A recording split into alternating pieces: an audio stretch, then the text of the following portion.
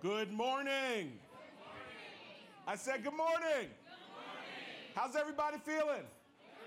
Are you fired up? Are you fired up? Fired up? Ready to go. Fired up? Ready to go. All right. All right. That's good for an early morning.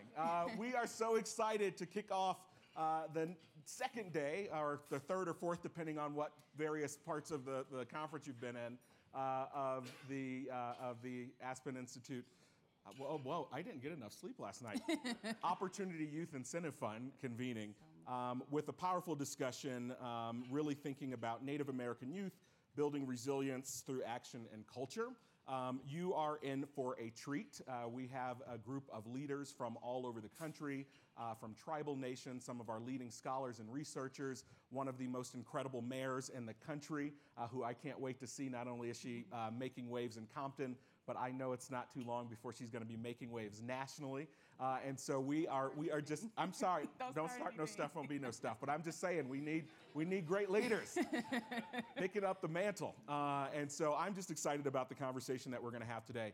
My name is Michael Smith. I serve as Director of Youth Opportunity at the Barack and Michelle Obama Foundation, and also the Executive Director of the My Brother's Keeper Alliance. I couldn't be happier to be here today with all the movement leaders. And I just want to say, before we go any further, I want to say thank you to all of you, the folks that are standing in the gaps, lifting up our young people who are so often marginalized and left on the sidelines. You don't get praised enough, you don't get celebrated enough, you don't get paid enough.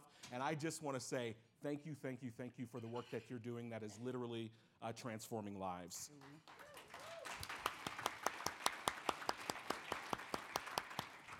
So when President Obama launched My Brother's Keeper in the East Room of the White House back in February of 2014, he set the federal government on a mission to see what we could do to improve life outcomes for boys and young men of color.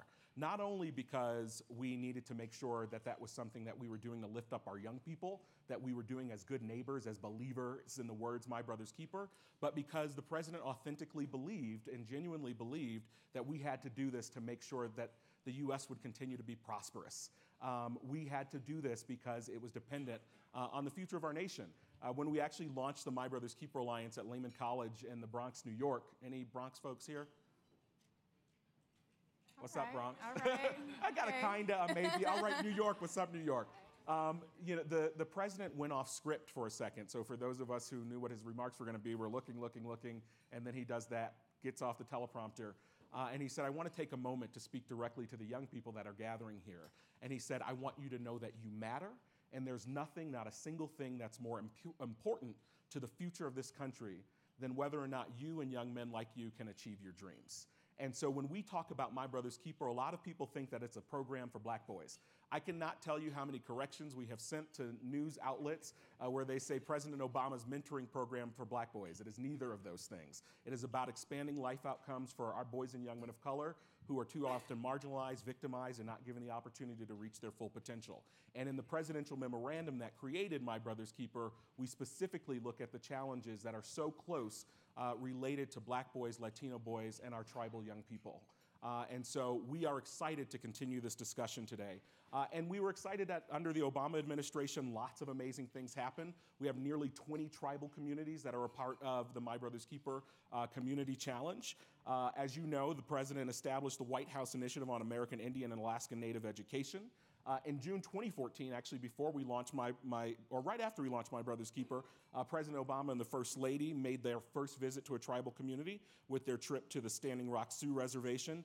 That inspired the creation of Generation Indigenous, or Gen I, and the various Gen I challenges. We had the first ever Native Youth Report. We created the National Native Youth Network. We had the first ever White House Tribal Gathering, which happened multiple times. And then what you will hear about later today is the creation of Freshtracks by some amazing private sector leaders. I don't want to steal too much thunder, but this is amazing. The president goes to Alaska, and he loves it. Some of you may have seen some of the footage that came about. But he comes back and he says, we're doing a lot of work to make sure young people get in the park. And we had this great program, Every Kid in the Park, and we're going to give a pass to all fourth graders. And he said, but imagine how transformative this would be for our young people that are marginalized, that are in inner city communities who need to experience the transformative power of nature. And so he told Christy Goldfist, the head of the CEQ, And Broderick, who is the chair of My Brother's Keeper, and I, let's do something about it. So we made a few calls, and the private sector and the leaders that you will see later did remarkable, remarkable work with Islandwood, the Children in Nature Network's natural leaders, REI, the Campion Foundation, and sports retailer Zoomies. And you will hear more about this extraordinary program that is creating remarkable, phenomenal partnerships. Mayor Brown has been a part of it and folks from Compton. But we're really excited about the work that the Obama administration helped to launch to support our Native young people, and excited that it didn't stop when President Obama left office. We're excited that the Aspen Institute is going to continue to double down in its work to expand supports to opportunity youth and tribal communities, and excited about what you're here today. So what are we going to do in today's plenary? You're going to hear about some phenomenal new data from the Native American Male Life Course Data Framework. We're going to learn about effective leadership and development strategies for Native youth that focus on cross-cultural engagement and connections to local community partners. We're going to talk about the asset and strength-based frame. This has been beaten into me. We so often, when we talk about our young people, we talk about them as how sad it is, how they're victims. But we don't realize so often that they are assets, that they have unique gifts and talents, that they have resources, that our country needs them more than they need us. And so we need to pour in them. So we're going to talk about assets. We're going to talk about a targeted universal strategy, the idea that we have to think about the needs of both the dominant and marginalized groups, but paying particular attention to the situation of the marginal group. We're going to talk about the need to engage tribal and rural communities in our opportunity efforts, and we're going to talk about the role of data and understanding the unique needs of tribal communities to ensure effective solutions and the building of cultural resiliency. And so we're going to do this in two parts. Part one is going to be a conversation with me and the dynamic Mayor Asia Brown of the great city of Compton. And then you will have an opportunity to hear a dialogue with the Center for Native American Youth, Freshtracks, a member of the Hopi community, a youth leader, and Forward Change Consulting to lift up tribal challenges, solutions, and the critical importance of including tribal communities in our national work. So let's get started. This is a woman who really doesn't need any introduction, but I'm going to do one because I want to. So Mayor Asia Brown had to beat 12 candidates to win her seat, including two of her predecessors. She was 31, and she just crushed her opponent in her recent second-term win. Crushed him, more than 60% of the vote. Crushed him. Other than some of our young leaders, think about what you were doing at 31. In 2009, Mayor Brown then joined Compton's redevelopment agency. Eventually, she created and oversaw Compton's apprentice program. In 2011, she co-founded the Urban Vision Community Development Corporation. And since her election in 2013, Mayor Brown has launched several community initiatives, including MBK Compton, which I was proud to be at the launch of MBK Compton, and looking at policy changes aimed at reducing crime by tackling tough issues such as gang intervention through the amazing Compton Empowered program, which I believe the stat is reduced homicides in Compton within the first 2 years by 52%. Absolutely. Look at that data. And it's still going on. Under her leadership, still going on. She's also working on domestic human trafficking and so many other issues. She was one of the first mayors to accept the MBK Community Challenge, and she's taken it seriously. It's rooted in data. UC is doing, USC. Yes. USC is doing all of the data and research around this work, and so she had that built in from the beginning. And so, 25 years ago, violence in Compton was at an all-time high. Under Mayor Brown's leadership, it's been reduced by almost 65%. So let's talk to the extraordinary Mayor Asia Brown. Well, thank you. Thank you, Mr. Smith. So Mayor Brown, will you start off by telling us a little bit about how Compton has worked on My Brother's Keeper overall, what you're really leading and moving forward there, and then tell us a little bit about Compton's work with Freshtracks. Absolutely. Well, thank you so much for allowing me to be here today, and I just want to give a shout out to our Freshtracks team that's here, Compton to Alaska. Whoop, whoop. I see some of our young leaders here, but how I got involved in MBK was really the work that I needed to do in my community. We came in office, there were all types of issues and obstacles, but the biggest thing is how can you have the most impact and really affect change? And our youth was, for me, our biggest investment. And so we started on gang intervention programs, and then we focused on gang prevention, in which MBK is under. And so we focused on youth development, having exposure programs. We took a group of kids for 8 weeks and gave them capstone projects. And Freshtracks was really, took our exposure, Compton Empowered, to another level, and they were able to create a delegation of Compton leaders with Alaska leaders and combine them and teach them leadership, the outdoors, and really focus on cultural competency and then expanding your relationships and really having that exposure. And I've worked with kids my entire adult life, from youth ministry to now as mayor, and the biggest thing that you can do for a kid is to expose them to something different. It doesn't take much, it doesn't take a lot of time, but the exposure really, it takes the limit off of what they think that they can achieve. And so MBK is really a cornerstone of what we do in our mayoralship and how we serve our community. And it's really about focusing on those people that really need the most help, that with your assistance, your resource, your investment, you can see the largest impact. And so when we talk about impact, what does that mean numbers-wise? Well, Michael gave a great intro to some of our homicide stats, but it's really real when you consider who are the gang violence leaders, and it's really young folks, unfortunately. They're the shooters, as they say, in many of our communities, and so we've been able to see a drastic reduction. And so today we've had 13 homicides year to date. At the height of NWA, straight out of Compton, we had over 100. And so when I took office in 2013, we had 40 on average. And so we have consistently seen a decline over every single year by just simply focusing on our youth, and then also bringing in our young men, because as we consider how our communities are knit together, what our obstacles and challenges are, I had a gang intervention meeting, and I just asked all the gang leaders in my community to come and sit with me. And we sat in a room similar to this and had everybody pull up a chair, sit down in a circle, and I asked them, well, what are your obstacles to achieving your success? What can I do? And at the end result, I challenged them and they challenged me. I challenged them to reduce the violence so that we can actually attract economic development, to create job opportunities for them.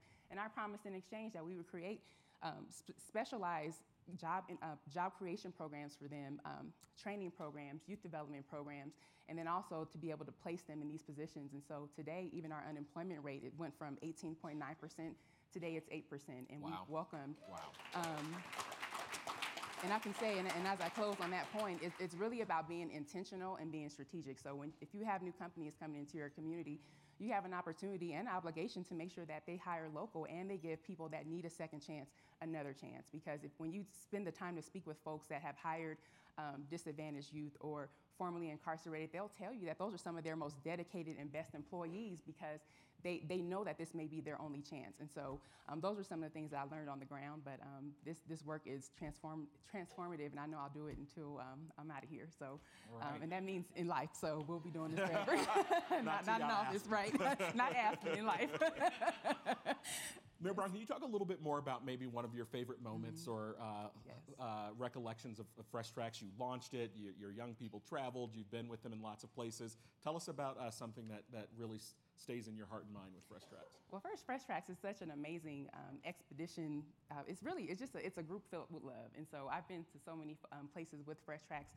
When we took our kids to Yosemite, it was really transformative. They were able to see the president live in action and be able to experience the outdoors. And really think about where their leadership can take them. What did the president say to you?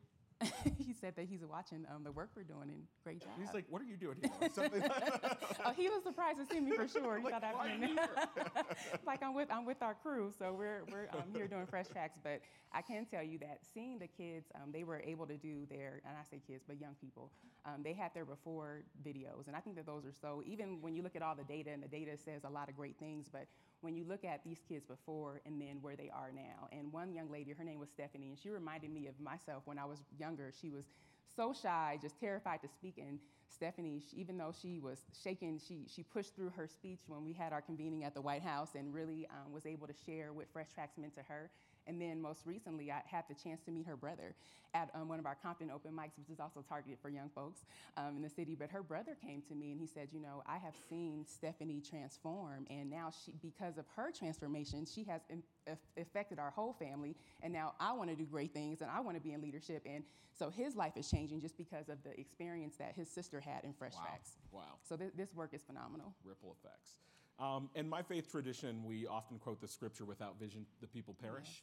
And you just released, to much fanfare, a new vision for Compton. Yes. Can you tell us how the work of My Brother's Keeper and Freshtracks fits in your vision? I think a lot of people would like this to be a nice thing, something that you do on the weekends, My Brother's Keeper and Freshtracks. How and why does this work tie into your vision?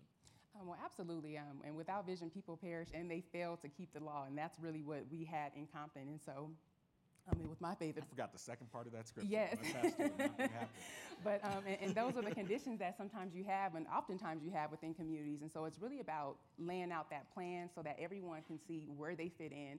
Even from an investment standpoint, when people want to be a part of great work, they usually don't know how they fit. And so when you lay out your initiatives and where you're going, people can see, okay, I can be a part of that. I can amplify this work. And so Freshtracks is really a cornerstone of what we do, because it really is about developing our young people. And I am so committed to this, because when you consider on a basic level, when you have only so many resources, which we're on a limited budget in the city of Compton, came into office with a $43 million budget, so I didn't have a budget for this work. We have to pull in resources from great folks like you.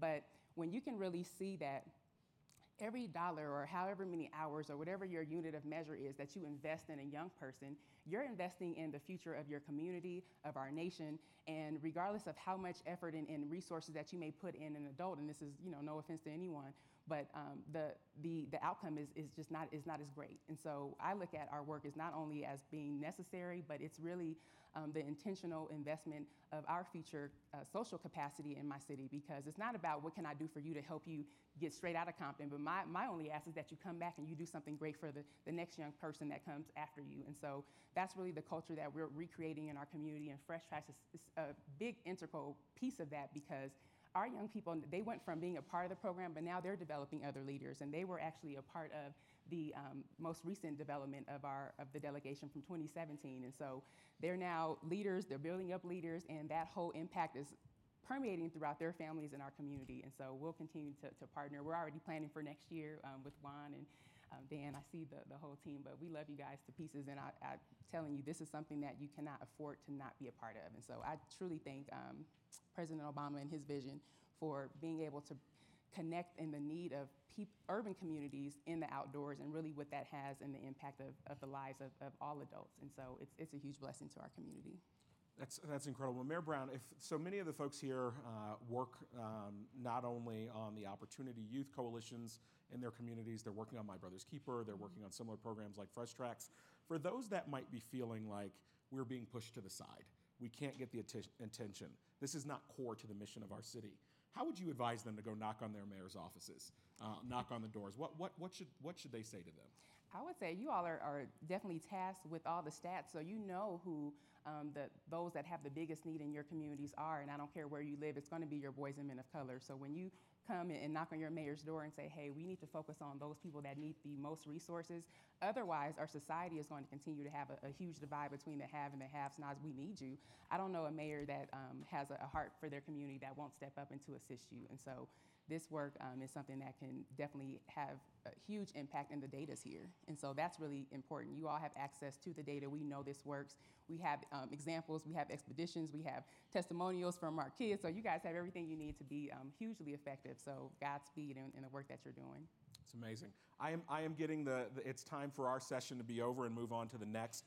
I want to close with both thanking Mayor Brown, but I also want to share words from President Obama that he made in his remarks at the Standing Rock Sioux. He said, "We're all one family. Your nations have made extraordinary contributions to the country. Your children represent the best of this country and its future. Together, we can make sure that every Native young person is treated like a valuable member, not only of your nation, but of the American family. That every Native young person gets an equal shot at the American dream." So I want to thank you for what you're doing to make those words a reality. Thank you for being here today and kicking off our discussion. Please join me in thanking Mayor Asia Brown. Thank you for allowing me to be here. I appreciate it. And now allow me to introduce from Aspen Institute Center for Native American Youth, Eric Stegman.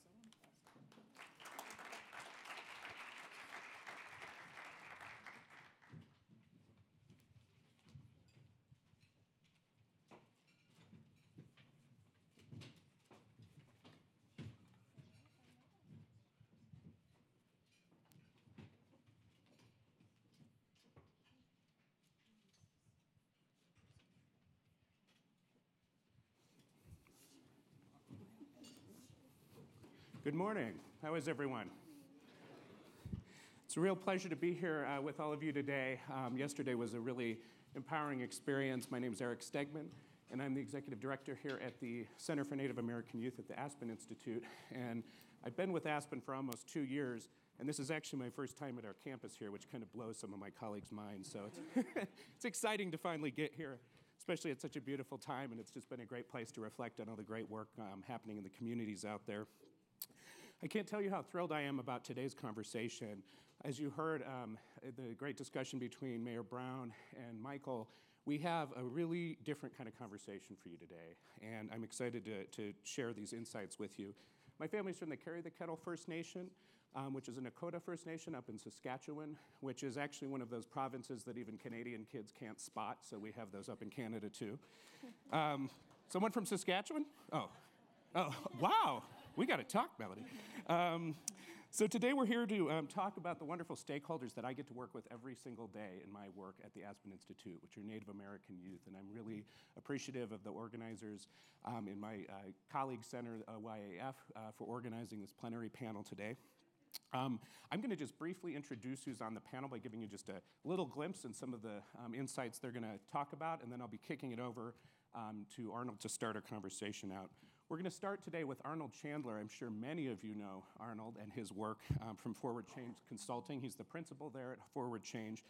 And he's going to really start off our conversation today with some foundational data and a new analysis of the life course framework that he's done on Native boys and men.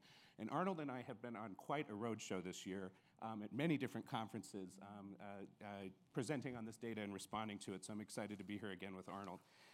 Monica Navamsa is the executive director of the Hopi Foundation, and Hopi actually has a very special place in my heart. As a law student, I was actually a clerk out at the Hopi Appellate Court for several years and did a lot of work out there on a lot of different cases and have a lot of different friends out at Hopi, so I'm really excited to have Monica here again today. Juan Martinez is here, who is the director of Freshtracks, which you've already heard a bit about. We've got some Freshtracks crew here. We're very excited. Some of you may have been in our breakout session with our incredible panel of young people who've been part of that program yesterday. Juan's going to tell you a little bit more about that. And then Kimberly Bakuk, it's my best try at that, who has traveled all the way from Fairbanks, where she's a Nanook at University of Alaska Fairbanks, and participated in the original Freshtracks training that you heard about just a moment ago. So that's what you're going to hear about. They're going to do a little bit more of an introduction when we kick it over, but without further ado, I'm going to go ahead and kick it over to Arnold to share some of his new analysis. Arnold. Great, thank you.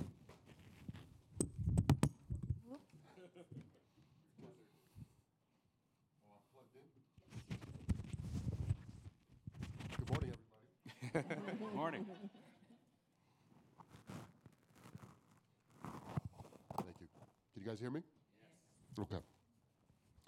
So I'm a little under the weather. My voice, you might notice, is a little chalky. My wife tells me the upside of this is my sexy voice when I'm sick. So I got my sexy voice going. So I've got 20 minutes to give you an overview of the life course framework that applies to the Native American population. This work was galvanized by Casey Family Programs and in partnership with the Center for Native American Youth to confront a challenge that we had consistently seen in the boys and men of color work that we've been undertaking across the country, and that was the very consistent invisibility of the Native population in conversations around boys and men of color, but around youth broadly, and especially with regard to the equity work. And so we wanted to try, not rectify that, but start the conversation on how we would address that. And the reality that seemed most important was to find the data that tells the story. Because most of the data that we use to describe what's going on with African American youth and Latino youth was compelling and widely available, but the reality is for the Native youth population, it was not. And that was the big motivation for this work. So I don't have time to go through the life course framework. I've only got 20 minutes. So what I'm going to do is just remind you of the life course canvas, the outcomes that we looked at on that life course canvas, and remind you of where that sat in that presentation. And then we're going to go through a few data points that actually puts in context what's happening with Native Americans along with African Americans and Latinos. But I want to apprise you of some alarming gaps and take a moment. We had a deep dive session yesterday that went for about an hour and a half. I'm sure folks who attended felt like that they were overwhelmed with data. It was quite a bit that we were able to pull together. But I want to take some time to highlight a couple of the key stats that we talked about in that conversation that are alarming and that aren't that visible, again, along that theme. And I want to raise them to your attention today. And then I'm going to show in comparative perspective where the American Indian population fits. In most instances, I'm going to show you data on Native American males, but in some cases, it's not disaggregated by gender, so I just have to show you the data for Native Americans overall. And in either case, it's not encouraging news on many important fronts. So in terms of life course outcomes, how many people do not remember this slide by a show of hands, or you haven't seen this slide from any prior presentations? Okay, I'm very sorry that you haven't seen the full presentation. I'm going to go through this really quickly and point out what these are. These are life course outcomes, which are a pivotal part of the life course framework. And what these are life course outcomes that my colleague, Tia Martinez, identified from the research literature, queuing off what's called the Social Genome Project at the Brookings Institution, that identified what are the critical milestones that appear to be most important to being on track to being middle class by the time you're 35 or 40 years old. Middle class being defined as stable full-time employment at 300% federal poverty level. We took that end goal, and we identified not only what are the critical on-track indicators, but what are the off-track milestones that make it very unlikely or serve as serious obstacles to you reaching that goal by the time you're 35 or 40 years old. And I don't know if I just mentioned that. Middle class is defined, is operationalized at 300% federal poverty level, which is about $67,000, $68,000 a year for a family of four. Depending on what geography you're from in the Bay Area, that's poverty. That's not middle class. So think of also the third quintile as another metric that many people are using to define middle class. So I'm just going to quickly show the off-track and on-track outcomes for you, since some folks haven't seen this before. Preterm birth, low birth weight is an off-track outcome out the gate that casts a long shadow over your life course. You can predict people's, at a population level, long-term outcomes based upon aggregate levels of preterm and low birth weight. Attends pre-K, does not attend pre-K. Secure attachment to a primary caregiver, insecure attachment. School-ready, cognitive and socio-emotional skills measured in kindergarten, not school-ready. Proficient fourth grade math and reading and socio-emotional skills, not proficient in fourth grade math, reading, and socio-emotional skills. Proficient, good grades, particularly in eighth grade math and English. Not proficient, fails math or English. Math and English in the eighth grade are considered very important long-term indicator courses. Also, the ninth grade would be included here as well. But failing those courses or doing poorly in those courses also has a long-term, it's considered a marker in some respects. It's considered potentially a causal factor in others. And what I mean by that is your grades in math and English in the eighth grade are stronger predictors of whether you'll complete college than the SAT is or the ACT is. So something about that early transitional period and that adolescence, that high fraught risk adolescence period, is picking up on something that's saying whether or not a person is likely to finish college when it's really upon them, when someone's not making sure they do their homework and looking over their shoulder.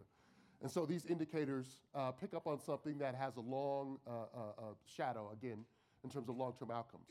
Chronic absence from school, usually operationalized as missing 15 or more days or 10% of the school year. Behavior problems and disciplinary problems.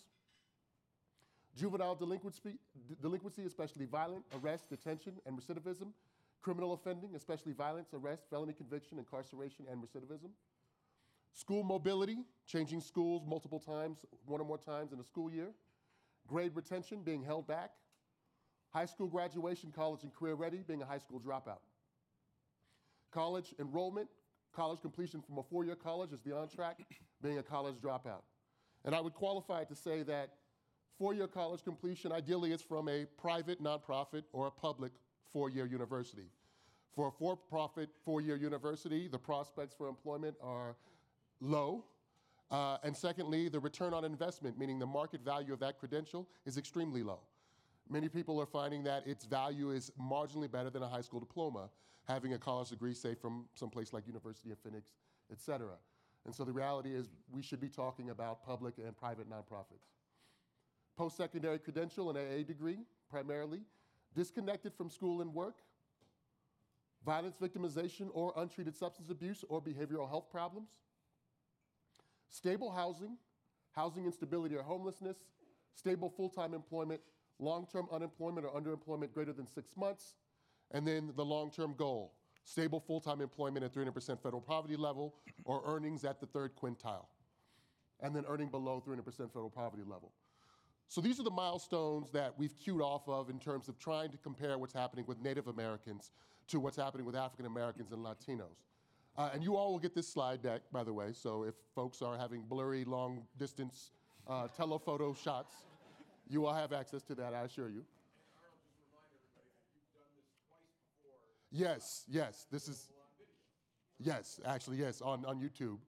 And by the way, we do have the very long deck that we presented yesterday. I want to just make folks aware that we have a lot of data in that deck, and if you want access to that, comparing these different populations, then we're going to find a way to distribute it to you as well, but this goes in much more depth. So some of the key life course outcomes, how am I doing on time? You get about 10 more minutes. 10 more? Okay. 10, 12. So I want to highlight these key life course outcome issues because they're so pressing, and because of this issue of invisibility, they're not getting the attention that they deserve. In terms of substance abuse, I mean, we know that we're in the midst of a wave of substance abuse issues in America that are having dramatic consequences and taking lives. But the reality is that it's a stark reality for the Native youth population. This is 1-year prevalence of substance use disorders, abuse, or dependence for the population ages 12 to 17. So this is for young people. For whites, it's 9%. For African Americans, it's 5%. 7.7% for Latinos, 3.5% for Asian Pacific Islanders, and 15% for Native Americans. And so they are nearly double the rate for the next closest group, which is Latinos. In terms of disconnected youth, I was surprised when I discovered this data in this research, is just how disconnected the Native American population is in terms of, and using the parlance of opportunity youth, they certainly reflect the deepest need in this arena. And I'm not sure that the level of need is reflected in how we talk about this work, certainly not in the field of boys and men of color. This is just looking at the rate overall for the population 16 to 24 years old who are not enrolled in school and not working, 12% of the white population in that age span, 21% of African Americans, 1 in 5, 16% of Latinos, 9% of Asians, 7% of Pacific Islanders, and 30% of Native Americans. That's nearly 50% higher than African Americans, which I didn't think any other group was reaching that level, which is shocking. And when we disaggregate by poverty status of the family from which these youth come from, we see even more stark differences. On the left is the poor population, on the right is the non-poor population. We see a quarter of poor whites between that in the ages 16 to 24 are disconnected. More than a third of African American youth from poor families, 27% of Latinos, 15% of Asians. There's not enough in terms of the poor side for the Pacific Islander population to calculate that, but it's 50% for Native Americans, which is substantially larger than African Americans. But one other thing that's also remarkable is for non-poor Native Americans, they have nearly as high rates of disconnection as poor white folks. So this is a very concentrated phenomenon, disconnection among that population, which we should make ourselves aware of.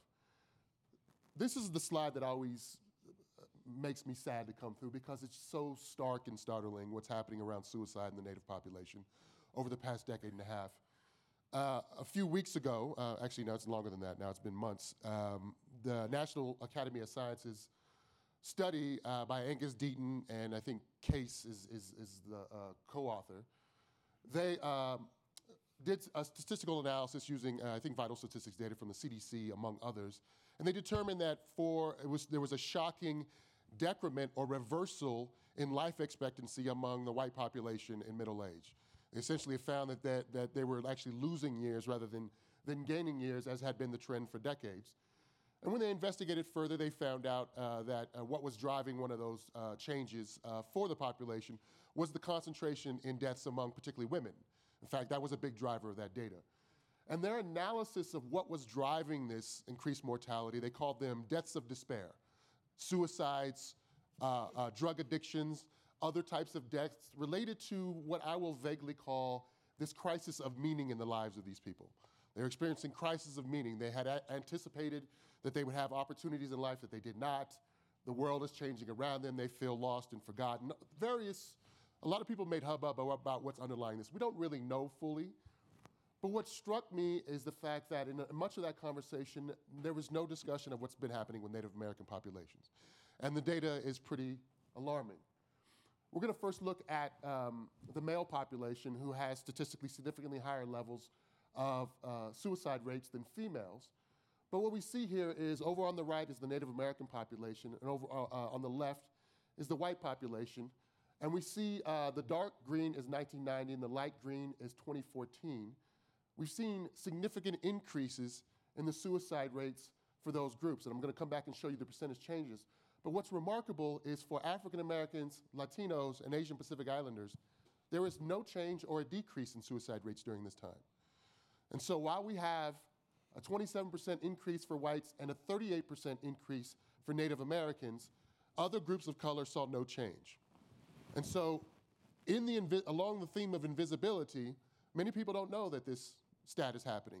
In fact, a big part of the reason why we have difficulty tracking this stat is because the lives of Native Americans and many of these crises that are unfolding are not translated into the symbolic reference points we call data that then get put in front of people, and people then believe that a crisis is afoot. I learned mostly about the reality of suicides in tribal lands from folks who work on tribal lands who literally are at their wits' end about how to confront this crisis. And so because many of the data sets about what's going on in different places aren't out there, aren't widely available, aren't put in front of policymakers and decision makers, action is not often taken on these critical issues at the scale that they demand. Now, what's going on with females across groups is more alarming, because even though they don't have the same prevalence levels, across all groups is an increase in suicides over the past decade, and the numbers are significantly larger. 60% of white females saw an increase of suicides, 24% for African Americans, 60% for Latinas, 3% for Asian Pacific Islanders, and a near doubling for Native American women over the past 15 years. And this is consistent with women being a key driver of this mortality decline that we've seen over the past decade and a half. Now, I don't know the connection of these other issues to it, but violence victimization is a profound issue for Native Americans, particularly those living on tribal lands. And we know violence victimization, there's a lot of research that's now showing how powerful violence victimization and violence exposure is for undermining cognitive development, educational outcomes, mental health, employment, and long-term outcomes. It's also tied to an increased likelihood of teenage pregnancy and unplanned fertility. And so violence is becoming this kind of mega factor that we're only beginning to tease out as having enormous consequences for the life course and the development of folks. And as we can see here, this is from populations who are self-reporting violence, so it doesn't get filtered through reports to public agencies, which often underreports levels of violence. And because it's reported by people who are saying they've been violently victimized, it excludes those who've been murdered. If we talk about those who've been killed through homicides, African Americans, and more particularly African American males, live in a world unto themselves. There's no other group that comes anywhere near them in terms of the scale of violence victimization. But when we're talking about self-reported array of violence victimization forms, you can see that the rate for the Native American population is effectively double the rate for the African American population that experiences a great deal of violence exposure in their lives. But what stands out as being remarkable about the violence that the Native American population experiences is that the majority of violence committed against the Native American population is committed by white folks, not by Native Americans. If you look at African Americans and Latinos, the vast majority, and white folks, the vast majority of the violent crime committed against those populations are committed by other members of those racial and ethnic groups. But for the Native population, nearly 60% of violent crime committed against them is committed by white folks. 80% of rapes and sexual assaults are committed by white folks. 57% of robberies and 58% of aggravated assaults. Where these violent assaults are occurring, often on tribal lands, how they sit at the intersection of politics, of tribal lands and the surrounding communities, often conservative, often small towns, represents a bigger meaning to these violent acts than just, what's going on in the neighborhood. And so I suspect, and I have a belief, that many of these things that we're seeing in these places are intermingled, that they're intertwined and they're shaping each other. And the fact that we see in these law enforcement police shootings numbers another point to the invisibility theme, that the Native American population has this, ages 25 to 34, has the second highest rates of police shootings or killed by law enforcement, and the third highest for the population ages 35 to 44. What's interesting about the Native American population that differentiates them from the African American population is that the Native American folks that are killed by law enforcement tend to be older. They also tend to be in the age group that is most likely to age out of crime. For the African American population, the ages 20 to 24 is the population, the young population, that we see most likely to be killed by other young folks and by law enforcement. And so I'm puzzled by that phenomena as well, because it's a population in their 40s you don't often see engaged in the type of crime that brings them into regular contact with law enforcement, which brings me to think that there's some other theme or overlayer that's affecting how these police-involved shootings are transpiring. Now, I'm going to stop there. I'm at time, but I'm happy to take questions, and I'll certainly be able to share some of these indicators with you to take a deeper look at this data. Thank you, everybody. Thanks so much, Arnold. It's really helpful to have that data really setting the foundation for this conversation today, as the rest of our conversation is really going to help put context around the kinds of solutions that we're all working to develop to really tackle these kinds of issues. And I really appreciate Arnold's deep work in this, and I also really want to give a big shout out to Casey Family Programs, who's one of our supporters as well. Their commitment to this work is absolutely amazing, and we really look forward to working with Arnold to start figuring out how to make this actionable in our communities out in Indian country. So as I listen to this data, I really can't help but reflect about my own family history. And my great-grandfather went to a boarding school up in Canada. And for those of you who aren't familiar with the boarding school system, in the 19th century in the US and Canada, it was very much the explicit policy of the education systems to develop schools that were there to, what they framed here in the US as, kill the Indian to save the man. These schools forcibly removed children from their homes at young ages. My great-grandfather was one of those. They cut their hair. They were beaten for speaking their language. And really, their culture became a sin in these schools. My great-grandfather fortunately ended up in a printing press program, which was the only one in the Canadian boarding school system, and gained a really important skill that allowed him to actually run away to the US and start work at the Chicago Sun-Times. But he was an exception to that rule, and he was still running away from his own community because of these schools. So when it comes to really looking at this data, it's important to understand this data in the context of our own generational trauma. I know for everyone in the room here, we have a lot of deep discussions about what this intergenerational trauma means for us, for each of our communities. For Indian country, one of the most important pieces of this really is this boarding school legacy. There were thousands of kids who were killed. There are graveyards all over these boarding schools, some children that never ended up in graves. They were sexually assaulted, and these schools remained in operation for decades. So how does this actually play out in our work? And I just want to offer one brief example to you. During the last, unfortunately, the last White House Tribal Nations gathering, we helped recruit the youth leaders who were going to be part of this with their tribal leadership to go and see the president and his officials for the last time in the Nation to Nation conference that the president ran each year. And we had National Public Radio reach out to us to meet with a group of our youth delegates who were in town, because a reporter had recently done a report on the native youth suicide epidemic going on in Greenland, which actually has one of the highest suicide rates in the entire world, similar to places like Australia and Aboriginal communities there.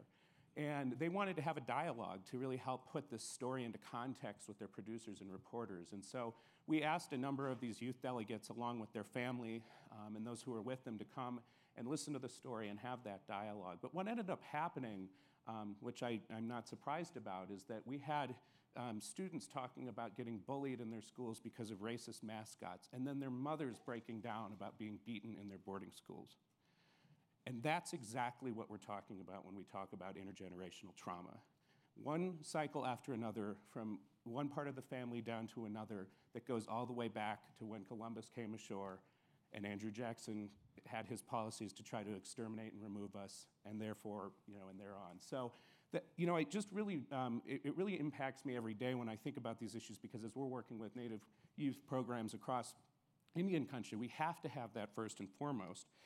And one of the points I really want to leave you all with is as you're processing through this conversation and taking this back through the rest of the conference and then back in your community, is really to keep understanding, and I know this isn't a point that probably needs to be made enough with a lot of you, but we have to keep focusing on this impact of trauma. We still don't know enough about how it impacts all our communities. We don't know enough about how each of our unique communities' histories with trauma really both impacts our outcomes, as we saw with a lot of what Arnold was sharing, but specifically how we can heal from these issues. Because one of the things that really lifts me up so much about the kind of work that Native youth are doing is they're on the leading edge of healing our communities. They're out there trying to rebuild our cultures.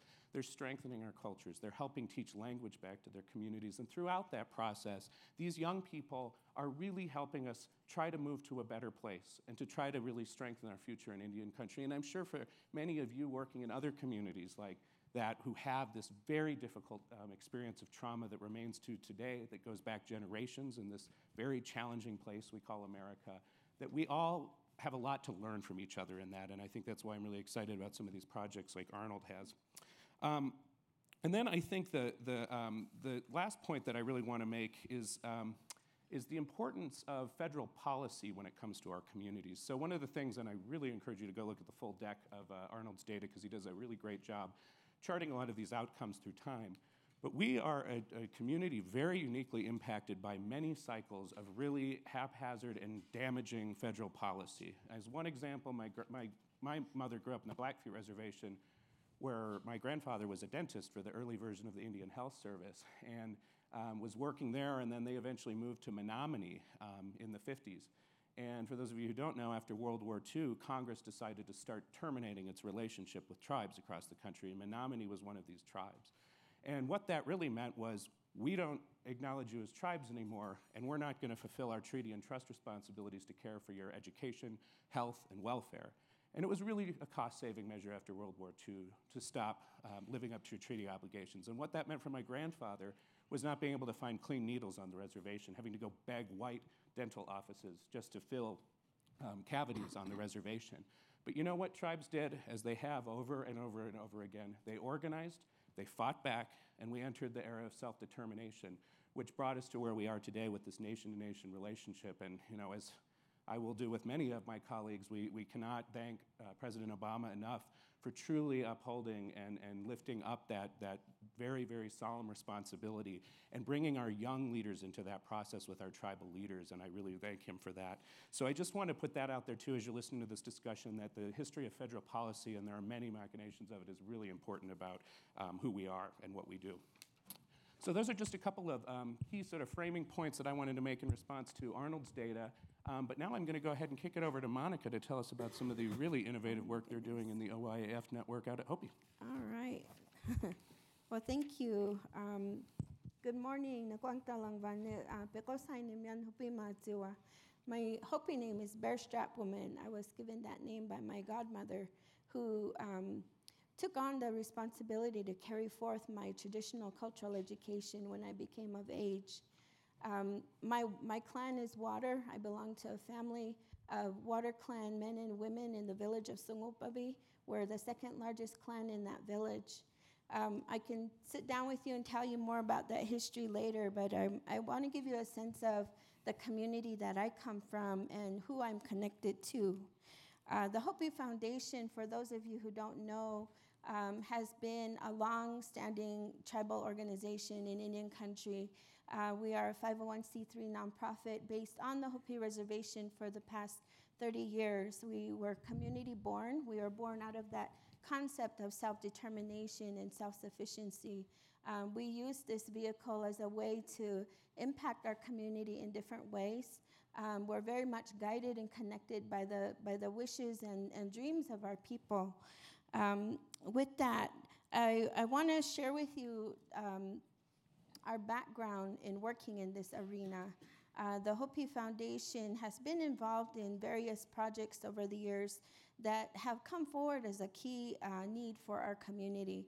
To give an example, we helped to launch a substance abuse prevention center that's really guided by peer mentoring, people helping others in recovery, those in recovery helping others in recovery to overcome their experience. We've also delved into food work, where we're rediscovering our perception of our food economy and how we're going to re-strengthen that. Through some of these experiences, we've delved further into research that helps us to understand the trajectory that our community is heading and what impact we can make on that.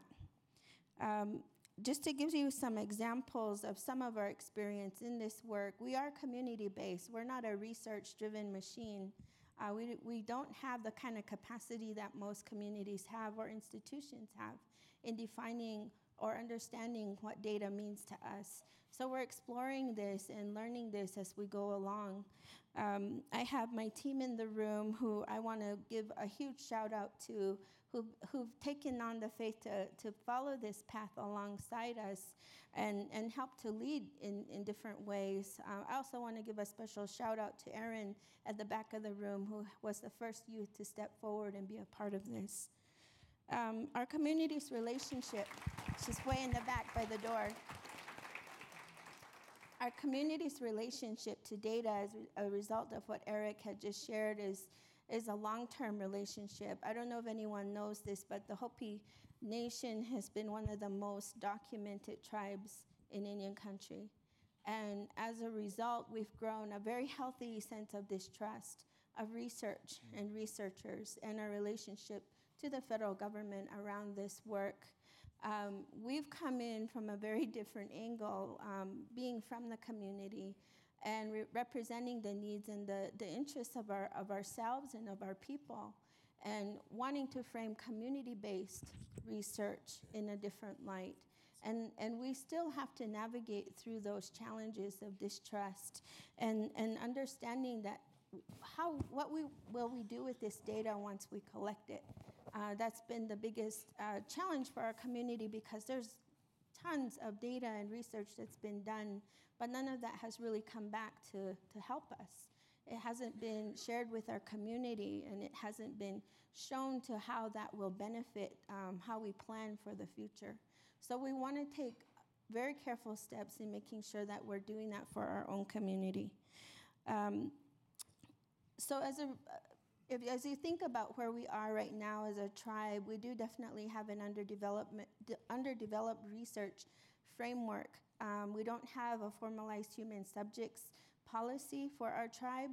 And knowing that, we worked with our tribal government, our Cultural Preservation Office, and Cultural Resource Advisory task team members to make sure that we developed a framework that was going to be transparent and that helped us to make sure that we're being very clear we're here to do no harm, and that we would incorporate community voice, youth voice, and a process that would create transparency around how we do this work and how we can do this differently and view this differently from a community perspective. And that has launched back in 2003, early 2004, and we've come to a point now where we've been able to pilot our first round of our peer reflection project. I'll go a little bit more into detail around that. This is a bit different for us because it's a little bit more elevated. It involves human subjects. So we've been very cautious about what that means for our community and what that means for our organization, given that we are not that research-driven machine. Some examples of how we've collected research outside of some of the more extensive research protocols were to hold youth focus groups.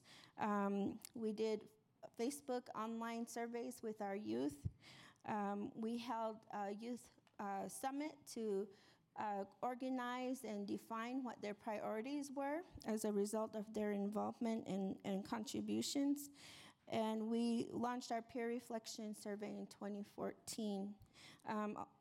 For the peer reflection focus, our goal was to define what the youth life path looked like. And that meant examining their educational and cultural attainment, their understanding their family life, understanding their relationship to substance use, and also understanding their involvement with sexual activity. Out of each of these things, education, for example, we use that information to develop strategies around career and workforce development. For cultural attainment, we use that to understand how we built and strengthen opportunities for identity, strengthening identity and well-being. Included in that, for those tribal communities who suffer from huge language loss, that was a key part of identity for our community. Family life, we use that to examine strategies for stabilizing for our youth. Substance abuse for intervention, and also connecting them to those services that would support that in their recovery. Sexual activity, helping to create strategies for developing parenting and other support systems for them. Right now, where Hopi Foundation is, as a result of our involvement with the Rockefeller Fund, we've been challenged to play a little. We've been experimenting on new ways to collect data, ways that don't require a lot of resources, because we had that examination at the very beginning. Like, we could invest in all of these different mechanisms that others are using within this community, and we're really excited about that, but we're just not there yet. Our network isn't as strong, our infrastructure isn't as strong, and what would happen once the funding stops? How will we sustain that? So those were real key questions we asked ourselves at the very beginning, and we thought about ways that we can still collect information and be able to sustain that beyond our funding, or looking between funding gaps to continue this work. So through Rockefeller Fund, we've done intergenerational interviews about things like, what was the experience like leaving the reservation? Why did you leave the reservation? What would it take for you to come back? What kind of environment do you want to see in order to come back? The other is, we launched an Instagram photo challenge in August, and we got amazing data. Each month there was a question posed, and it was to inspire what I talked about around identity, seeing what our youth thought about themselves, how they envisioned their future, and what are their relationships like, or their experiences. So that photo challenge was a really unique way to collect some of that information. And then to inspire moving forward, I'll share more with that when we get there. Great, thank you so much, Monica. And I so appreciate one of the things that really strikes me about the work that's happening there, especially as we reflect on some of what Arnold shared, was really about the innovation and really having youth drive that innovation. And we're looking forward to coming out and joining you sometime next year to come meet your youth and what they're up to. So now I'm going to kick it over to Juan, and I have to tell you, this is one of the most exciting projects I've worked on in a long time. So the Center for Native American Youth is a partner in Freshtracks, and Juan is one of our very inspiring leaders who's been really leading this program from its birth. So Juan, tell us a little more. ¿Qué ole, familia? Nayeli Stale Escarulu. Roughly translated, those two parts. What's up, fam? And the other part is Nayeli Stale Escarulu, which my mom is Zapotec from the Oaxaca Valley. It's Modetehuantepe. Means I love you all. We are all children of the same parents. And that's how we greet each other. But I grew up in South Central LA, and I felt like I was in those red dots in the first slide. I was pretty much in there for all those red dots. But I want to start off with a sense of Freshtracks. We're so fundamentally based in the values of love and gratitude that I want to acknowledge a couple of things in this room. So those of you over the age of 50, raise your hand.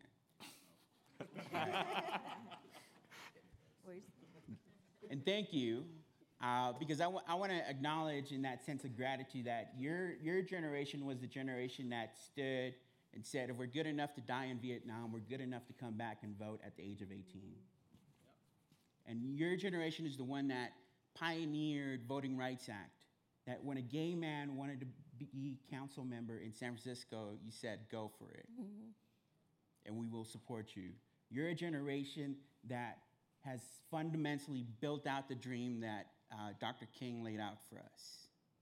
Because Dr. King didn't say, I have a nightmare. He said, I have a dream.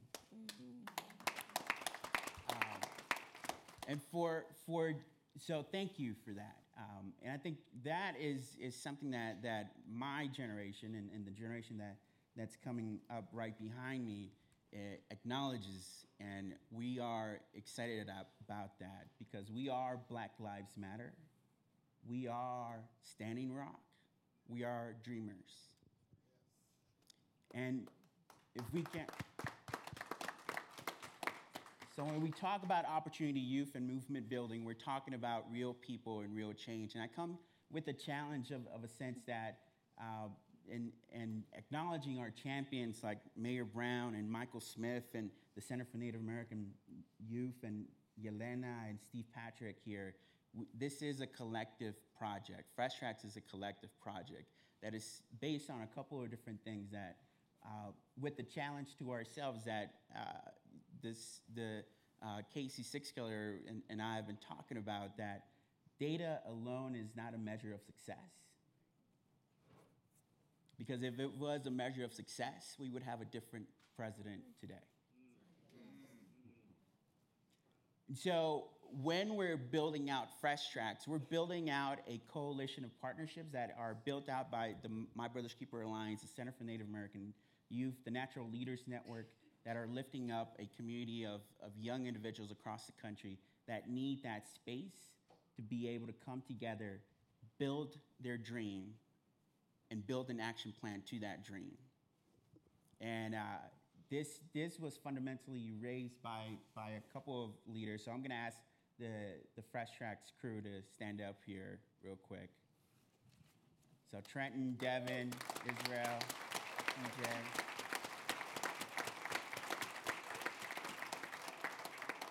Now, if you haven't had the chance to speak to any of these young leaders, please do so before you take off here today. They have much to share, and if you haven't heard any of Israel's or Trenton's raps, I'm more than happy to show you on Facebook. But the idea of Freshtracks is really a call to action. President Obama said in 2015 visited Alaska, and he came back so moved by the people in the place of that experience that he came back to his administration and raised the call to action. How could he increase opportunities to those kind of experiences through his platform as the president? And so through that, Martin LeBlanc, the REI Foundation, Campion Foundation, and Children in Nature Network got all together, and we answered that call to action through Freshtracks. Along the way, we've been learning and connecting with different leaders across the country. And our first pilot was very much, we wanted to prove the concept that bringing people together from polar opposites, literally, could result in powerful work. And so we partnered with Mayor Brown and Dr. Sharani Little of USC out of Compton, California, and then with Arctic Village and some of the partners up there through the Arctic ambassadors and Alaska Geographic, and identified young leaders from their communities to come together and do this experience. Now, what we've learned from a couple of things, and this is a big credit to Dr. Sharani Little, which, by the way, I just want to manifest my inner Dr. Little here, because we should be having an evaluation right now. She would say that. And she wouldn't let us leave this room until we all had an evaluation done. Michael knows this. But she put together an evaluation that really set out to measure 4 specific outcomes. One of them, civic engagement and the understanding of that. The other is cultural competency and dismantling implicit bias, environmental stewardship and hometown stewardship, and then leadership development. So based on those 4 outcomes, we set out metrics, and we had a pretty significant increase in each one of them. But the most significant increase that we saw by 62% in the understanding of these young leaders from their previous previous and then after, was the understanding of the power dynamics in civic engagement. And so giving them access to being able to sit down with Mayor Brown in Compton and understanding her day-to-day work and how that implies the effect that's having in their communities. And then being able to go to Arctic Village and sit with the Gwich'in Council and understand the impact of that council and understanding the power dynamics in that as well. That civic engagement is not just a linear focus and a way of operating in the country. It's very complex, and in able to be there, you have to really own your personal narrative. And that's the other part that we focus on with Freshtracks. Now, we're in a time in a country where I think more than any other time in my life, I felt more divided. And Mark from the REI Foundation and I were having a conversation about there's a lot of these microaggressions that build up to these big manifestations of events. So what is the opposite of that narrative? The micro successes, the little pinpoints that are happiness, love, gratitude, success, that we need to be sure that are being advocated, amplified, and put out there in the same version that we're pointing to the problem. We need to point to the solution and the steps forward that we can take move there.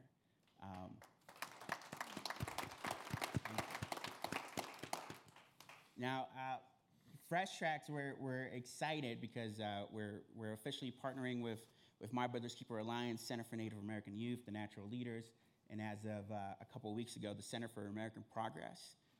We'll be working with them to really identify the policies that are going to be driving these outcomes and activating a cohort of young leaders throughout the country.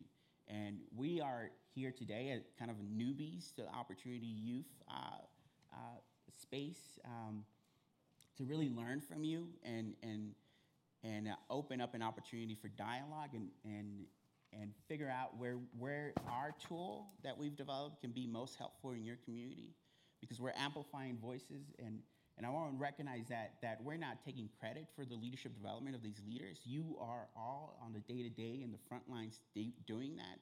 We want to amplify and enhance that leadership skill so that they go back even more equipped with that ability to do that in your own community. And so we're here really to open up for invitation to be in your community if it's rightful and authentic and meaningful, and that we can be a support.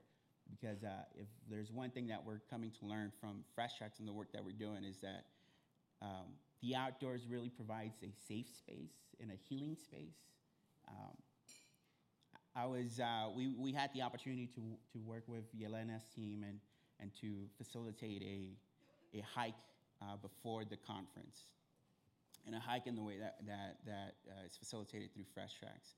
And the opportunity to sit down with some of the young leaders from the Opportunity Youth cohort and lead side. So you guys raise your hand. Where you guys at? Yeah. Oh, Opportunity United, right? Yeah. Opportunity Youth United, that whole crew.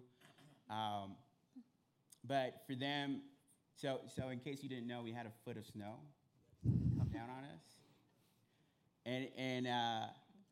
And we were not exactly prepared for that. So you had like Nike sneakers and but I mean, credit to the resiliency and the power of that group that supported each other along the way. And then when we had the chance to debrief that experience, it was meaningful just to acknowledge that space and the work that's being done, and how much of a community building, even within that hour and a half that we were together, how much of that meant to that group. And so that is, I grew up in South Central LA. I was part of a program. I'm a proud product of South Central LA, and a proud product of an intervention program that gave me the ultimatum of going either to detention or going to this thing called Eco Club. Now, if you're trying to be the baddest gang member in South Central LA, you're not exactly looking at Eco Club as an outlet. But and I look very different than, you can thank my lovely wife, my rock, Vanessa, for the way that I look now. But but I was if you know Vanessa, you know what that means. But I mean, a couple years ago, you would have seen me in Dickies and Cortez's and Ballhead still. But to the point, I found through Eco Club and having the opportunity to get outdoors that it provided me with the space to be a kid again.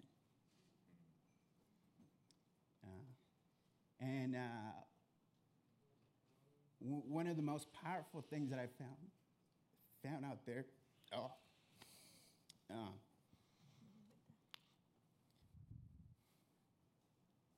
that for the first time in my life, I didn't feel judged by the trees. The river didn't care about my bank account. And the mountains didn't care about what language or what path I had taken to get there. But it provided an outlet and a platform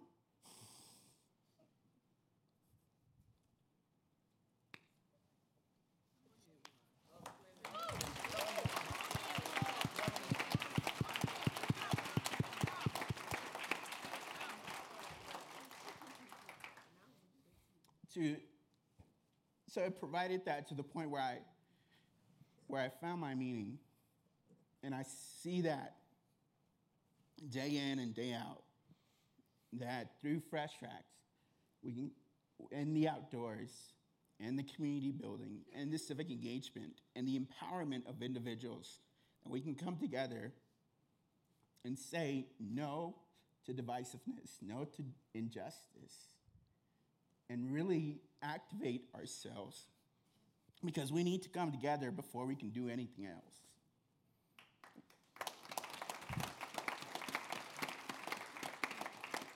And there's somebody, I refuse to say his name because he's not my president. He's not.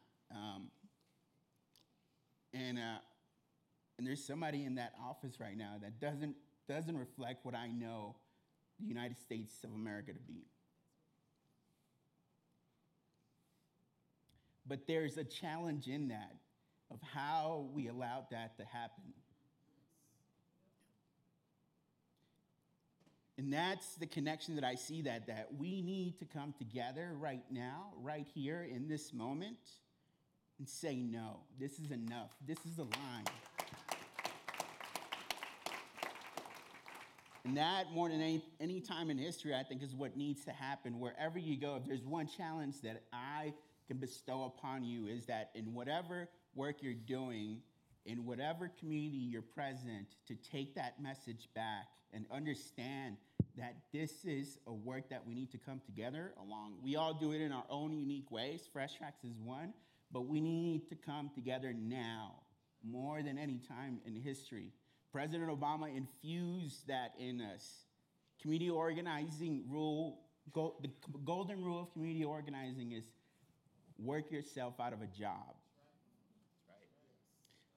So I feel confident in being able to point to a delegation of young leaders that can take my job and take this podium from me right now.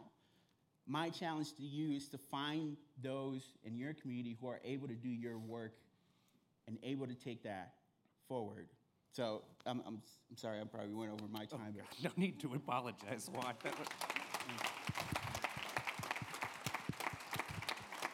Thank you so much, Juan. And now you can see why we want to get as many young leaders with Juan as possible out there in the outdoors, because he's a really inspiring person in my life, too. So thank you, Juan, for sharing all of that. So Kimberly, you have been part of this from the very beginning, and you are one of those people from one of those places that moved to president. So tell us a little bit about your experience and you. Okay, so ublalotak pagafsi ubanga kevak suli tanik siniga Kimberly Pakok. Suli si urkawing mun Suli Fairbanksmi. Hi, good morning. My Inupiaq name is Kivok. My English name is Kimberly Puckok. I'm from Barrow, Alaska, but I go to school in Fairbanks studying wildlife biology and conservation. And I want to start off telling you my story. So I grew up in Barrow. I wasn't born there, but I was raised there. I'm more connected with my dad's side of the family, which is the Inupiaq side of the family. But growing up, I was really, I don't know how to say this, but I grew up around drugs, alcohol, and suicide. But my grandparents, they're the ones that pushed me up to like get out of that scenery, like don't get involved with any of that. But it was really hard because most of my family, I lost a lot of my family due to alcohol abuse, so I really didn't have any role models to look up to except my grandparents and my dad. So, sorry. But thanks to them, they're the ones that pushed me, like, they gave me the motivation to stay out of that. And ever since I started to realize that about myself, I started to get involved with more extracurricular activities, like student council. And then my senior year of high school, I applied for a position for the Arctic Youth Ambassadors. And thanks to the Arctic Youth Ambassadors, I was applied to Freshtracks. And Freshtracks definitely changed my life. Thank goodness. So it's kind of weird. I haven't said this to Juan before, but I really love to travel. So once I saw that we were going to California, I'm like, yay, California! One of those states I haven't been to, because I was in a geology program for 4 years with a bunch of students from the North Slope, where I'm from. And we went to, it was just 4 different states for 4 years, but I didn't really get connected with the places. Like, we didn't get involved with the community members to the places we visited, but thanks to Freshtracks, we actually, when I got involved, it was a program that actually made me connect with the people in the communities. So I got a new perspective. Like, I only know California from TV shows, movies, and music. So when I went to California, I was expecting, like, gunshots, a lot of people just angry all the time. And just a lot of people wearing baggy pants, because I watched a lot of movies from the 90s, so that's what I was expecting.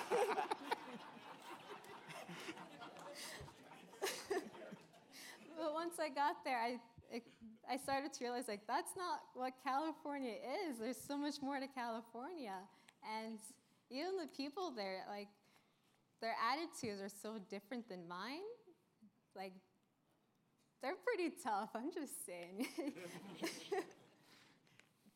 And it was really cool connecting with the people from Compton, because what they thought of Alaska, they thought that everywhere was like the same scenery, trees and wildlife everywhere. But where I'm from, there's no trees, but there's wildlife everywhere. And then I started to tell them about what I eat. I eat muktuk, which is whale blubber. I eat seal, I eat walrus, a lot of fish. And they thought that was crazy. One of them actually said that I was an animal killer, but then But then I started to tell them, like, that's what we rely on, that's what we depend on. We eat that stuff for our survival. It keeps us healthy, because in Alaska, it's really expensive. Like, $30 for a large pizza, I can't afford that every day, yo. And then as the 2 weeks went on, they started to realize, like, yeah, that is important. Like, food security, it's important for Alaskans and the natives, and even the Native Americans in the lower 48. So it was really cool getting that perspective into them. And then something really cool about Freshtracks is we went to Arctic Village, and I learned it's one of my favorite places in the world now, because Freshtracks, it gave me a great experience in Arctic Village. Like, I knew what to expect, but then one thing that really opened my eyes was even like Arctic Village is the people of the Gwich'in, and I'm Inupiaq, so we're two different cultures, but we're in the same state. But once I got there, I started to realize, like, even though we have different cultures, we have more similarities than differences. Like, our values are the same.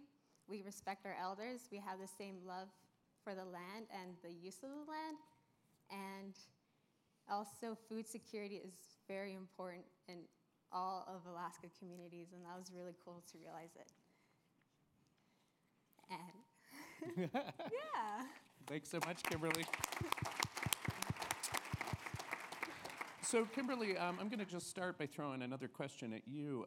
One of the things that really strikes me about the program, but particularly your experience, is that you bring your culture with you, right? And you love to travel. So, you shared one of your stories about the blubber, but were there other things that really struck you that you learned from the community in Compton, things that were similar or things that were different? What were some of the other ways that you carried that culture down to your community, and what were some of the things that surprised them when they came up to your community? When I came to Compton, they're telling me about climate change, and like I can relate to climate change, but I didn't know that California was suffering from climate change too. And another realization that I came about was the alcohol abuse and suicide rates and drug abuse was also a really prevalent issue in California too. So even though I'm from Alaska and they're from California, I'm like far away from like the California people, but we still have the same issues that we could connect to, and we could come together and solve them. And a funny story, when we were getting ready to go to Alaska, the Compton kids, they asked for tips when we get to Alaska. And I told one of the participants, he was scared to try one of the foods. Like, I was talking about caribou because Arctic Village relies heavily on caribou. He said, like, he doesn't want to try caribou, but if an elder or a resident of Arctic Village offered you food, you have to take it because that's disrespectful if you don't take the food, because they took the time to cook it, they took the time to hunt it. So you have to take it. I'm just saying. There you go. It's that simple. That's great. Monica, one of the things that I really appreciate about the work that you're doing is really around data. And one of the things I'd love to know is you shared a little bit about some of the ways that you're innovating. What are the ways that your young people out there in your community want to move forward with this data? What kinds of things do they want to do with it? Sure. I should preface that with a little bit more in depth in how they're currently involved. For example, with the Youth Reflection Project, we designed that to be a peer reflection survey where youth themselves are collecting and sharing that data from their perspectives from among their peers. And the concept is that they would survey based on reflecting on their sixth grade cohort. So if you get someone who's maybe a junior in high school or maybe 2 years out of high school, they get the survey, they take a look at this, they create their own roster of who their classmates were in the sixth grade. Then they'd answer a series of questions about what they know about their peers today. And that gives us a perspective, and even them a sense of reconnecting to that community and understand where they stand even in their own peer group, or looking at someone within that peer group that they haven't reconnected with or reach out to. So there's a lot of outcomes of that, and just from the feedback that we've gotten from this initial round of surveying, that there's a lot of information that isn't being shared even on our local level. We have some understanding of what that looks like. As adults, our youth are very much aware of what's happening in their environments. They're living it every day. But this is another way to elevate that information to a level where it's conversation and it's dialogue around strategy and other opportunities. Some of the ways that we've been directed by our youth to use this data was a result of the Youth Summit. And we've been hosting youth summits ever since that first one in 2014. And as a result of that very first one, their youth helped us develop pathways. They defined their priorities and also the marching orders for us to focus our time and effort around. One of those asks was to develop mentoring opportunities, more mentoring opportunities around education, career development, and cultural mentorship. The second was service learning opportunities. So service learning includes several things. One is getting hands-on experience and skill development for the workforce, also experience to understand better who they are and where they fit in, what kind of potential career interests they may have, so that helps to guide them before they're already investing in those as they get to the college level. As you know, some of our students don't discover that until after they've messed up their freshman year, or they're undecided until the very last minute, or they get a degree that they really just aren't happy with. So those are some of the experiences that our youth have, and this kind of gives us a little bit more insight prior to that those movements taking place. The third area pathway that we've been directed was for cultural attainment. It's a huge area, and for a Hopi community, we're pretty strong in our culture. We've not been removed from our location. Our Aboriginal lands, we've remained tied to that for over 2,000 years or more, and we still have strong kinship relationships. We still have a good number of our elders and adults speaking the Hopi language. But in the face of that, we also have the reality that we have young grandparents who don't speak the language, so their children don't speak the language, and their young grandchildren are being raised without having the opportunity to speak the language. So those are some of the things that we're trying to use this information to develop new programming. We want to inspire not only our youth to design what that looks like moving into the future, but also looking at partners that would be willing to invest in that. That could be any of our 12 communities that are on the Hopi Reservation. It could be the Tribal Council, our education department, or right now our Hopi High School, who stepped up to the plate and is working with us very closely in developing mentorship programs. We have two rising nonprofits in our community, the Hopi Titsqua Permaculture and Adventures for Hopi. Hopi Titsqua Permaculture just expanded their programming to include the ancestral lands. Hopi, which is a conservation corps program, and they're employing Hopi youth to look at ways that they help to conserve and develop or preserve our ancestral areas. And those are really great hands-on ways and direct ways that our youth can help to shape our future and strengthen our community. So those are partnerships that I've seen come out as a result of the involvement that our youth have helped to shape this movement. Great, thank you so much. All right, so I want to make sure we have in our last 5 minutes here time for all of you to ask some questions. So if you can just identify yourself and keep your question brief so we can get to another one after you.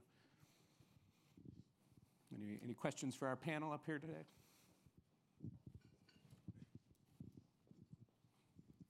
Amazing, thanks everybody. Steve Patrick from the Aspen Institute. Uncle Steve. Uncle Steve. Thank you for leaving the crazy part out. I just wanted to ask you all to think about and maybe speak to, and maybe Arnold, you have some thoughts about this, Eric. The majority of Native youth are actually urban, right? And we're proud to be in partnership with Hopi and the tribal lands around Del Norte, and we want to add more tribal communities, more reservation communities to this network for sure. And there's a meeting for funders right after this about that. But I do wonder about how our communities, we have Tucson, we have Seattle, we have Denver. How do we think about urban Indian populations and young people from the urban setting, and just insights and thoughts about how we support those young people would be really cool. Thank you.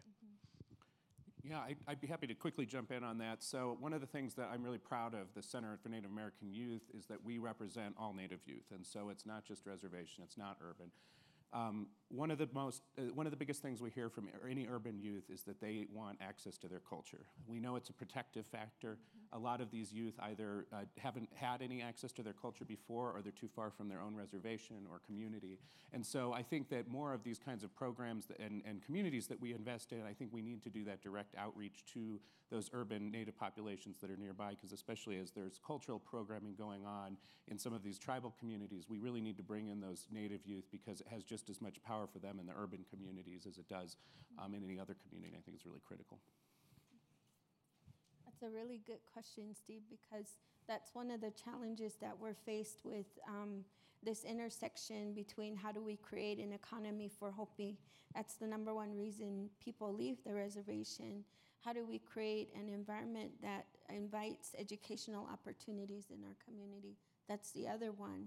And we've explored our numbers, and about half of our youth population live away from Hopi. And that could mean 60 miles away or 1,000 miles away. And we recognize that this is a huge part of our network, a huge part of our community.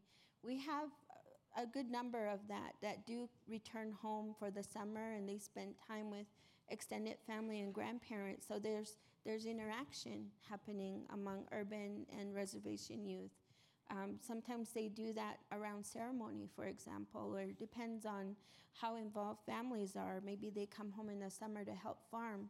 So there's various reasons that bring youth back from the urban areas, and those intersections occur throughout the year.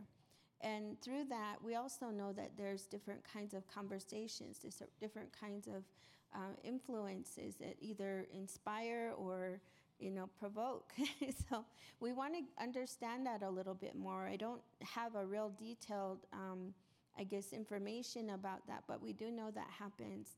We also do know that there's a need off reservation from our Hopi communities. When we launched the Hopi Opportunity Youth Initiative and went live on Facebook, that was a good way for us to connect to our off-reservation youth. And there's parents that want to see programming happening for their youth in their community. The cost of that is great because our Hopis are everywhere. I find them where I least expect them sometimes when I'm on my travels. So when I think about how we can do that in a way that makes the most sense, one of them is that looking at those hubs of communities that exist elsewhere. So we have to invent a way to reach out to that diaspora of Hopi youth. We're not there yet. All right, thank you. I think we have time for one more question. I want to make sure we respect everyone's time. Any other questions out there? Come on. Up in the back over there. And this is actually a comment, so if anybody has a legitimate question, I'll gladly give up the mic. Okay. So 2 points. First of all, thank you. Shout out to Juan. Thank you for your heartfelt words. 4 years ago, we sat in this very same room, and we were listening to a presentation, and there were some stats that were thrown up showing relative performance across various ethnic groups. And there was white, African-American, Asian, Latino. And a colleague of mine, by the way, Andrew from the Hopi Foundation, a colleague leaned over and whispered in my ear, "We didn't even get a bar."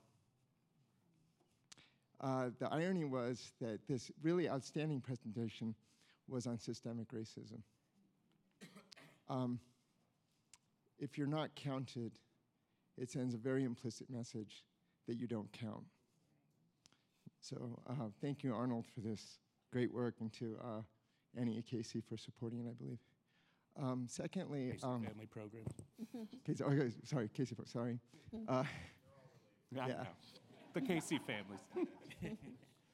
So secondly, I had an opportunity to do some real-time peer reflection about 5 minutes ago. And I asked Erin, one of our youth leaders, a very difficult question, and she gave an answer. And thank you, Erin, for the great courage it took to give the answer. It's a big deal. She also gave me permission to share the information. The question I asked was, How many of the people you know in your peer group have taken their own life in the last 5 years? And the answer she gave was 5. That's the raw data. So if we process that data right now in real time, the denominator is 1,000. The numerator is 5. That's 50 in 10,000. That's 500 per 100,000. The number that Arnold showed on the screen was 27. What we're showing at Hopi, and I believe it's an accurate number, is 18-fold that. So to quote, I guess one of our speakers yesterday, we need more and much more when it comes to gathering the information. And we look for support in that. And I think the problem may be more profound than we recognize in some of our rural tribal communities. So thank you. Thank you so much for sharing that, and thank you to Aaron for having the courage to share that. I think that definitely gives us a real glimpse into what each of our individual communities are dealing with. Please join me in giving a round of applause to our panel today.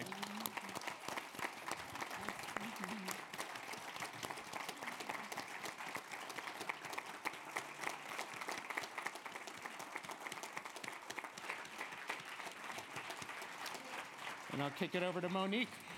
So I want to transition us, but before I do, I certainly feel the responsibility to connect some very important themes here.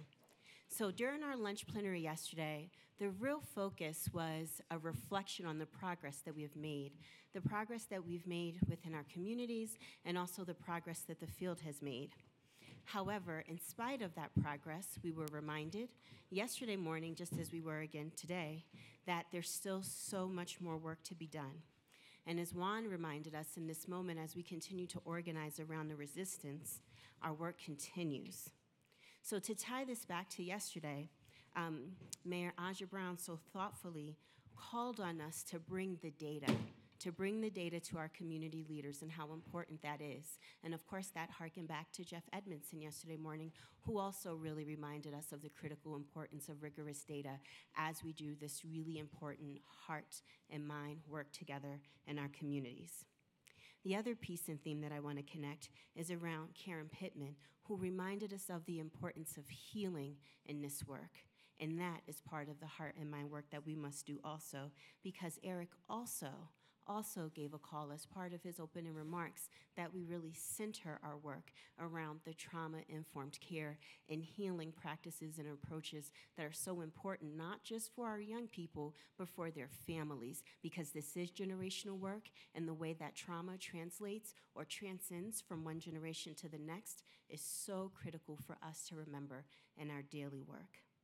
And we also heard yesterday things around the sort of technical challenges ahead, right? Continue to engage employers, continue to change employer practice, continue to do this really important policy work, and let's not ever forget about advocacy, right? And the role that our young people can play as they organize and do the voter registration piece that Dorothy is always reminding us of. That is so critical, those technical challenges that are important to our work. But at the same time, Juan poignantly reminded us today that we must never ever forget about the power, the transformative experience that young people have when they are civically engaged and placed as the leaders of this work. He reminded us of the self-determination, the self-agency, the self-sufficiency, and probably most critically, the ripple effect that has as those young people, those young leaders move out the way for the next generation.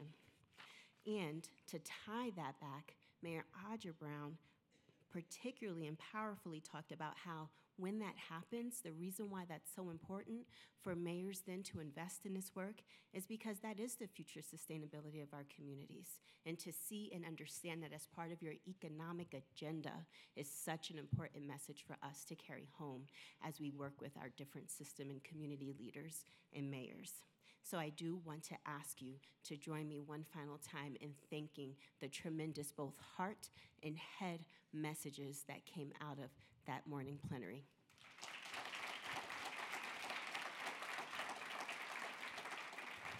And so for our funders who are in the room, we are going to continue the message. The future of our work at Aspen is about continuing to bring in more rural and tribal communities into this national learning network that we have. And we're going to continue that conversation with our funders in the Pepke building in the Pepke library right at 10 a.m. And for our network, we also want to remind you that as we transition out into our breakout sessions, that our content is going to take place here in this building, in the Pepke building, and also in the Koch building. We will convene back here for the lunch plenary session. It is our closing plenary session. We're going to continue this conversation, pick up all of these themes, and put them in the organizing frame and hear from youth leaders across our network about what this work has looked like for them. And we'll hear from the author of the books you all received, When We Fight, We Win. So we'll continue to pick this theme up after lunch. And if you leave before the lunch plenary, we do have box lunches beginning for you at 10:30 that you can pick up on your way out. We hope for those of you who will not make it back for the lunch plenary that you have safe travels. We look forward to continuing this good work together. And for those of you who will be with us, we look forward to seeing you back here for the lunch plenary. Thank you, everyone.